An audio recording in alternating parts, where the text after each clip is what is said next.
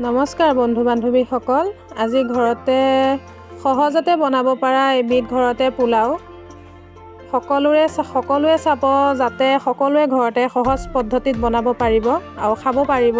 বহুত সোৱাদ হয় এনেকৈ বনাই খালে। আপোনালোকে সম্পূৰ্ণ ভিডিঅ'টো চাই বনাই ঘৰতে খাব পাৰিব। চাই থাককচোন কেনেকৈনো বনাওঁ।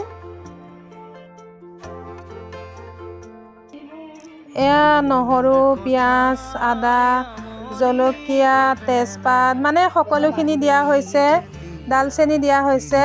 তাতে দুটা সৰু সৰু আলু কাটি দিয়া হৈছে সৰু সৰুকৈ। নিমখ হালধিৰ পৰা ধৰি এনেকৈ। আৰু আমি ঘিউ দিয়া নাই দেই। ঘিউ মানে ল'ৰা ছোৱালীকেইটা খাই বেয়া পায় কাৰণে আমি তেলতে বনাইছোঁ। তেল খাটি তেল হয়, সৰিয়হৰ তেল। সকলোৱে এবাৰ চাই বনাই খাব পাৰিব। আৰু যদি সকলোৱে যদি ছাপোৰ্ট কৰে তেতিয়াহ'লে পিছলৈ এনেকৈ ভাল ভিডিঅ' দি যাবলৈ চেষ্টা কৰিম।